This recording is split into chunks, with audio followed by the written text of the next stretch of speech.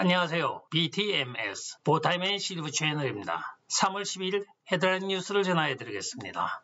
보타임엔 여론조사 기관인 라스무센에 의하면 미국인의 50%가 조 바이든은 미국 대통령에 부적합하다는 생각을 가지고 있다는 여론조사 결과를 발표하였습니다. 리스트 중에 가장 순위가 높은 것은 신체적인 것과 정신적인 것이 가장 부적격이라고 하였습니다. 자신이 임명한 오스틴 국방부 장관의 이름을 기억하지 못하고 손으로 가리키며 저기 제복 입고 가는 사람이라고 말하는 것이 뉴욕 포스트에 보도된 내용과 함께 취임 6주가 넘게 기자 간담회조차 열지 못할 정도의 상태를 미국인의 50%가 심각한 대통령직 수행 부적격 인물로 인식하고 있는 것으로 나타난 것입니다. 한편 여성의 날 발표문에는 전시에 적재에 진입하기 위하여는 여군용 임산부복을 만들 것에 중점을 둬야 한다는 등 차원 다른 말을 하여 주의를 어리둥절하게 만들고 있습니다. 이 수순이 조 바이든에서 카멜라 해리스로 대통령 통치 권한 이동의 시작의 신호탄인지 아직은 알 수가 없지만은 개최 의원 등은 카멜라 해리스가 이스라엘을 비롯한 외국 정상 간 통화를 대신 수행하는 것으로 미루어 짐작한데 조 바이든에서 카멜라 해리스로 권한 이동이 시작되었다고 말하고 있습니다. 이런 사실이 일반에게 알려지게 되면 민주당의 폭망이 예상됩니다. 이런 신체적, 정신적 문제가 있는 후보를 내세웠을 뿐만이 아니라 일전에 방송하였던 공무원들의 천국적인 팬데믹 지원금 지불 방법 등 많은 깨시민들의 분노를 자아내기에 충분합니다. 캘리포니아주 북부 크리센트시 시장 앨렉스 캠벨이 델노트르 카운티 고등법원에서 선거 사기에 대한 유죄를 인정하고 시장직에서 사임하였습니다. 캠벨은 11월 3일 총선에서 시의회의 시장으로 선출되었습니다. 그러나 크리센트 시디의 시의원인 에릭 와이어는 캠벨이 도시 경계 내에 살지 않았다고 주장하고 시검사에게 사건을 넘겼습니다. 그 결과 이번 재판에서 유죄가 입증되어 시장직에서 물러났습니다. 사우스 다코다에서 소녀와 여성 스포츠 분야에서의 성전환자 참여 금지법을 통과시켰습니다. 지금 성정체성에 대한 반보수적인 견해를 가지고 있는 사회주의자들로 인하여 미국 여성 스포츠계가 혼란을 겪고 있는 와중에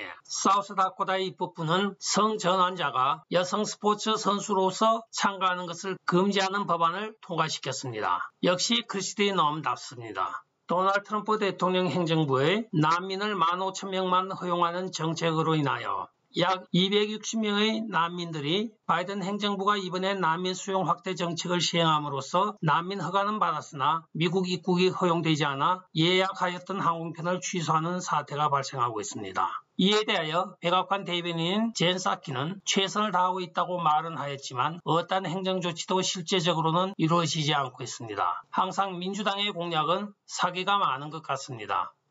도널드 트럼프 대통령의 멕시코에 머물라 하는 이민 정책은 모든 국경 통과를 원하는 이민자들이 이민 합법화가 될 때까지 멕시코에 머물러야 합니다. 그러나 바이든 정부가 처음 한 일이 이 정책을 무산시키기 위하여 캐치 앤 릴리즈라는 정책을 시행하고 있습니다. 이는 즉 보호자 없이 국경을 넘은 미성년 불법 이민자들은 미국 내 이민 수용소에 수용을 하며 법적인 절차를 진행한 후에 미국 내의 보호자에게 신병을 인도하고 이민 수속을 밟도록 해주고 있습니다. 그러나 이 문제는 첫째, 코로나 감염자가 너무 많은 것입니다. 6 내지 7%의 미성년 불법 입국자들이 이미 코로나에 감염이 되어 있으며 이들이 수용된 시설 내에서 다시 재감염이 일어나고 있습니다. 이에 대하여 도널드 트럼프 대통령이 3월 9일자 성명에서 우리의 국경은 남쪽으로부터 허물어지고 있다고 하면서 바이든 정부를 비난하고 나섰습니다. 항공으로는 아프리카 및 중동의 난민, 육로로는 캐러반 등의 미국이 지상과 공중으로부터 이민 행렬의 공격을 받는 상황이 되고 있습니다. 이에 대하여 도널드 트럼프 대통령은 성명을 통하여 내가 대통령일 때 남쪽 국경은 견고하고 안전하게 지켜졌다고 하면서 캐치 앤 릴리즈를 종식시켰으며 망명사기, 악랄한 밀수업자, 마약상, 인신매매범들을 무력화시켰다고 말하고 있습니다. 텍사스주 민주당 소속 하원 의원인 빈센트 곤잘리즈 의원이 2017년부터 19년까지의 공식 재정 보고서에 BOC, 즉 뱅크 오브 차이나의 주식을 보유하고 매년 2,500 내지 5,000불의 수익 분배를 받은 것이 브라이트바트의 탐사 보도에 의하여 폭로가 되었습니다. 이에 곤잘리즈 의원은 최근에 중국 CCP 은행의 계좌를 폐쇄하였다는 보도입니다. 한편 미치 매코넬 공화당 상원 원내대표의 BOC 계좌가 엄청 궁금합니다. 의사당 안전 패널들은 영구적 수도 방위를 위한 연방기관이나 방위군을 원하고 있습니다. 하원 의장 낸시 펠로시가 요구한 국회의사당 보안 패널들은 국회의사당과 워싱턴 DC 주변의 보안 사고에 신속한 대응을 할 수 있는 방위군이나 연방요원으로 구성된 신속 대응팀인 QRF,